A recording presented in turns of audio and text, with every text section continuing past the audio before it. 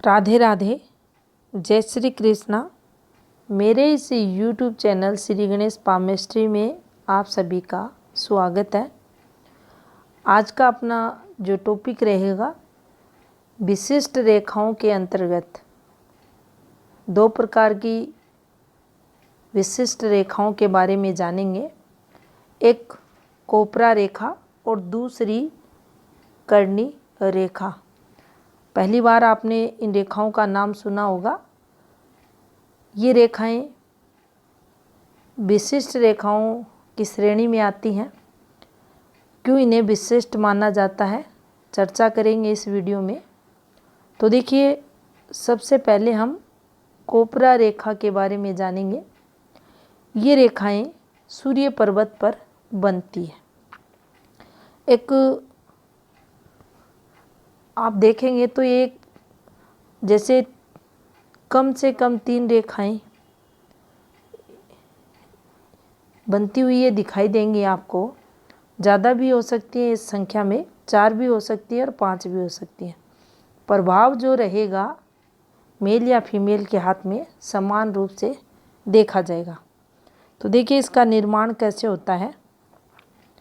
ये हमारा सूर्य का पर्वत रहता है और सूर्य पर्वत पर ये इसका फिंगर और जो माउंट है इसका मूल माना जाता है। इसी मूल से ये रेखाएं इस प्रकार से निकलती हैं। अब इनका आप देखेंगे तो देखिए, ये रेखाएं इस प्रकार से चलती हैं, इस प्रकार से, और इन रेखाओं को ही कोपरा रेखा के नाम से जाना जाता है।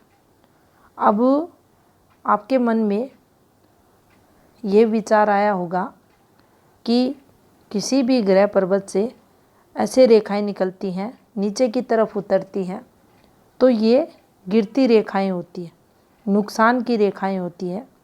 तो देखिए, ऐसा नहीं है। ये जो कोपरा रेखाएं यहाँ बनती हैं और इनके अलावा भी काफ़ी सारी ऐसी फॉर्मेशंस होती हैं। यहाँ एक रेखा बनती है, देखिए इस प्रकार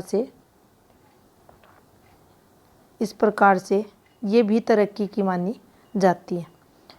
लाइन ऑफ ट्रूथ भी ये बोली जाती है। अब कई बार ये रेखाएं दिखती सेम है कि गिरती रेखाओं का रूप है, लेकिन रियल में अगर हम देखते हैं तो वह रेखा लाभ की रहती है।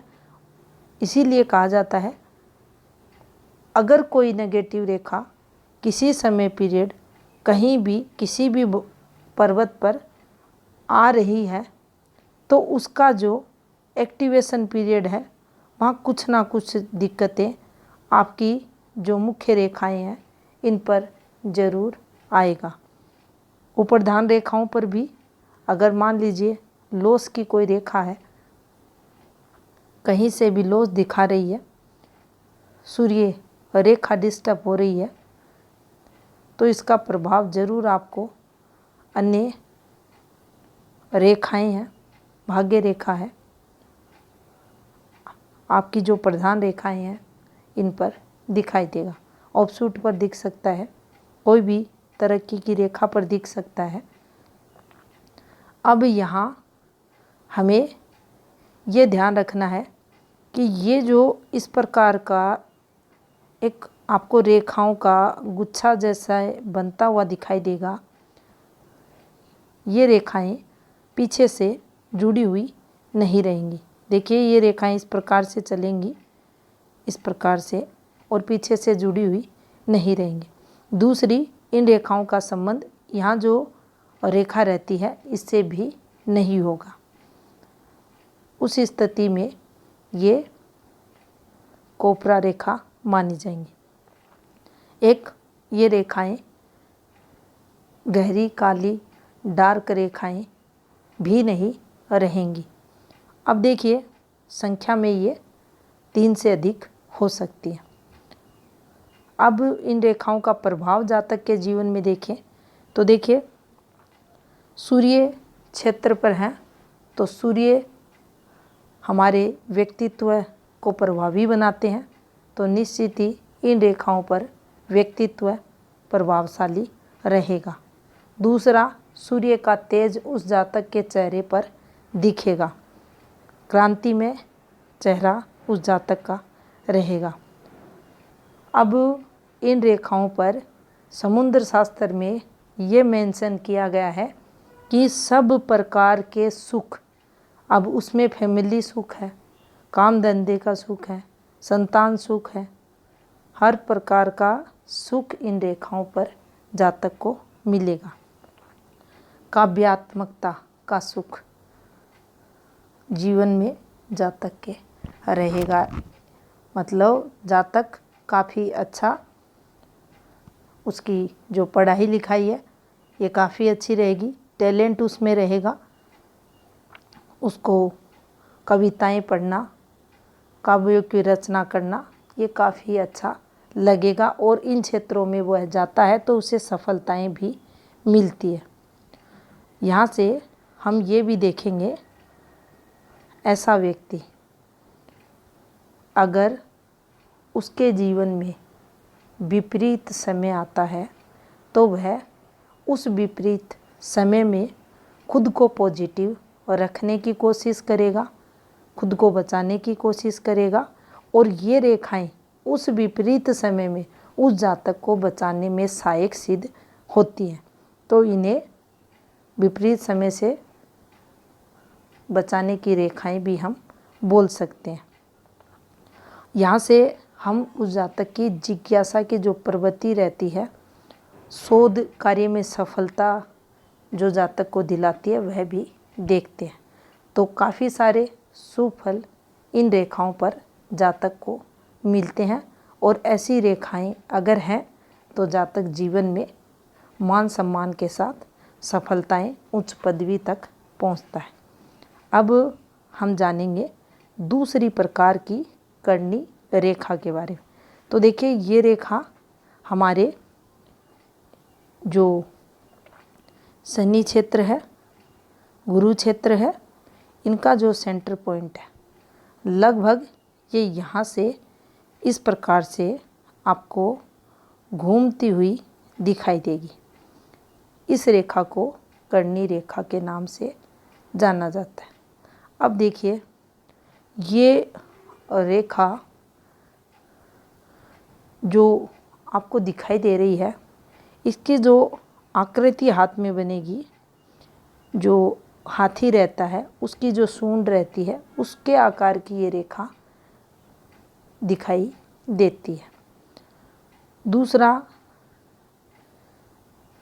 यहाँ से हम ये भी देखेंगे, इस रेखा से ये जो हमारी गुरु पर्वत है, इसकी जो फिंगर की ये जड़ है, इसमें ये रेखाएं संधि रेखाओं के नाम से जानी जाती हैं। अब प्रॉपर इस रेखा का निर्माण जब होगा, ये बनेगी हाथ में, तो देखिए यहाँ इसका स्पर्श देखा जाएगा। ये इस प्रकार से आपको बनती हुई दिखाई देगी। यहाँ से उद्गम होगा और यहाँ इसका अंत देखा जाएगा। अब देखिए, ये रेखा जो जातक में गुप्त दोष रहते हैं, मान लीजिए किसी भी व्यक्ति में कोई भी गुप्त दोष है, तो उस गुप्त दोष को सर्वसाधारण के सामने ये रेखा प्रकट करवा देती है। तो ये इस प्रकार का फल जातक को देगी। इसके अलावा देखिए, कोई भी हमारी हथेली में उप प्रधान रेखा है, मान लीजिए ये रेखा है, भाग्य रेखा है, सूर्य रेखा है, बुध रेखा है, इसके अलावा ये रेखाएं हैं जिन्हें हम स्थायी रेखाएं बोलते हैं। अगर इस रेखा का, ये जो कर्णी रेखा है, इस कर्णी रेखा का संबंध इन रेखाओं से हो जाए, किसी भी रूप में हो जाए, तो देखिए ये भाग्य रेखा थी और इससे एक रेखा निकलकर इस रेखा से संबंध बना ले, ये यहाँ से निकलकर इससे संबंध बना ले, यहाँ से कोई रेखा निकलकर इससे बना ले, इधर बना ले, तो देखिए इसके लिए जो बोला गया है कि जो कर्णी रेखा है, इस कर्णी रेखा का संबंध किसी भी उप्रधान रेखा से हो जाए तो देखिए उस स्थिति में उस जातक को ये पक्का नशे में ले जाती है, पक्का शराबी ये रेखा बना देती है। मध्य की ओर उस जातक का जो आकर्षण रहता है उसको ये रेखा प्रकट कर देती है। अब काफ़ी सारी ऐसी हाथ में फॉर्मेशन रहती हैं जो एडिक्शन को बताती है, शराब की लत को बताती है। उन्हीं लत में से एक फॉर्मेशन ये भी है जो हथेली में दूर से देखने पर ये पता बता देती है उस जातक का कि अमुक जातक एडिक्शन करता है, कोई ना कोई एडिक्शन में है, शराब की लत है। तो ऐसी रेखा गुप्त संबंध को भी दूसरों के सामने प्रकट कर देती है और ऐसी रेखा जो नशे की आदत है उसको भी दूसरों के सामने प्रकट कर देती है। तो ये रेखा नकारात्मक इम्पैक्ट जातक के जीवन में डालती है, लत की तरफ संकेत जातक के जीवन में करती है। तो ये थी जानकारी हमारी हथेली में जो कोपरा रेखा थी, कर्णी रेखा थी, उससे संबंधित। धन्यवाद।